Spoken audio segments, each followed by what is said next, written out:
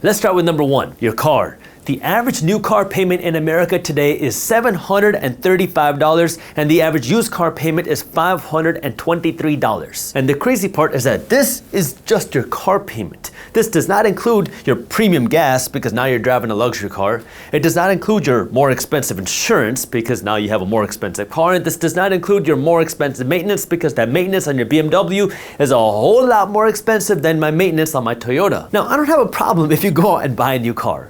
I don't have a problem if you go out and you buy an expensive car. I do have a problem though when you go out and you buy a car that you can't afford, and then you struggle with money and you wonder why you're struggling to build wealth or get rich. So let's go through a hypothetical example. Let's assume that you are 25 years old right now. You go out and you put $8,000 down to get yourself a brand new BMW, because everybody's got a nice BMW nowadays. And now you take this $8,000, you get yourself a nice $55,000 car, maybe even a $45,000 car, depending on what it is.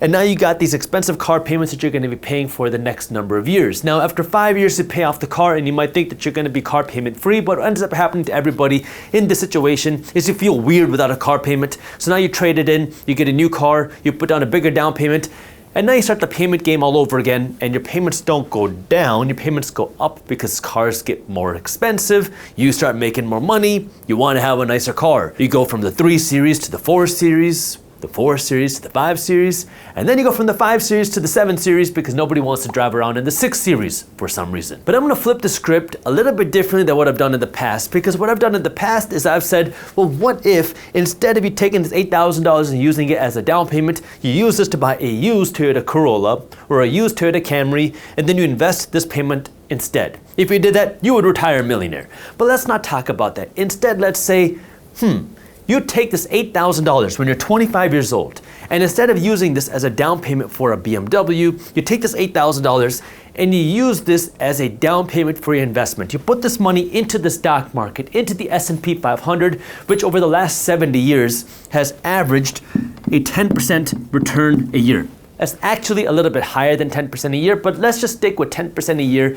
And now you do this until you retire. So you're 25 right now, you want to retire when you are 67. So you do this for 42 years.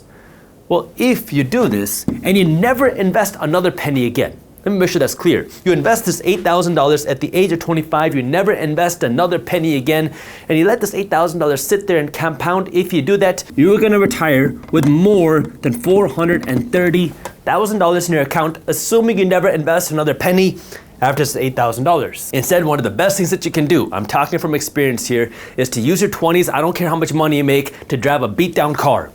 And then when you're in your 30s, you buy a little bit of a nicer car with cash, because now you can use this time in your 20s to invest as aggressively as possible, let this money start compounding and growing, and then when you're in your 30s, you'll be able to afford a nicer car without having to worry about the money. How am I speaking from experience here? Because throughout my 20s, even though I was making good money, I was driving around in a beat down Toyota Solara with multiple rims on the car, with no bumper towards the end of my 20s, because I was using that money to invest aggressively. And by the way, for those of you that have been following my car journey, I just upgraded my car to a brand new Toyota RAV4. I was looking at getting a used Toyota RAV4, but I ended up getting a new one because the price of a new versus a used RAV4 was almost the exact same. Wealth killer number 2 is your watch. Do you want to know why the watch industry has been so profitable, especially recently? Now you might say it's because watches have huge margins, which they do, especially if you're talking about a luxury watch. But that's not what I'm talking about. The reason why the watch industry has been so profitable is because after the jeweler sells you the watch,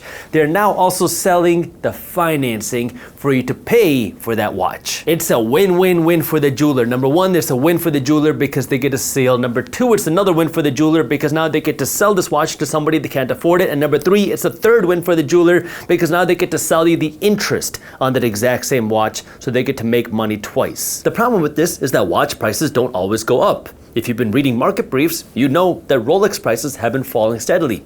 Why? Because as money has become tighter, people are also tightening up their budgets and they're not spending as frivolously as they did when stimulus checks are going out.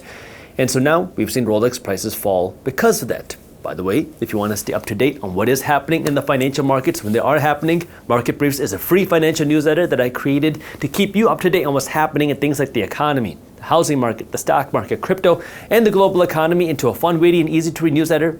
You can read market briefs in less than 5 minutes every morning, and it's completely free. So if you have not joined market briefs yet, I got the link to how you can join down in the description below. The third wealth killer in your 20s is vacations. Read this line from Business Insider. 47% of millennials were willing to take on debt to fund summer travel versus Gen Z trailed close behind with 42%. Almost half of young people are willing to take on debt to fund traveling, to fund a vacation to Cancun. The problem with that is that vacation to Cancun isn't putting any money in your pocket. Well, what people are saying is if I can go to Cancun, I can relax and unwind. That way I can come back to work ready to go. The problem is Cancun isn't depositing any money in your bank account. So what ends up happening is you swipe your credit card, that way you can relax and unwind. You go to Cancun, you have a great time, you relax and unwind, you get home, and when you get home, you got the credit card bill in the mail which says you owe $10,000 which you don't have, and now you get stressed again. And you need to go on another vacation to relax and unwind from the new stress that you just got from your previous vacation. If you want to relax and unwind and not have to worry about the price, here's what you do if you can't afford it. Open up the back door, put a seat over there, and relax and unwind without having to pay the price. Because if you cannot afford to go to Cancun with cash, you should not be going to Cancun with cash. I get it. Everybody's doing it nowadays. On Instagram, on TikTok, everybody's talking about these crazy lavish vacations. It's crazy how many young people are going all over the world, to the Maldives, to Bali, to Bora Bora, to all these places that you've never even heard of before.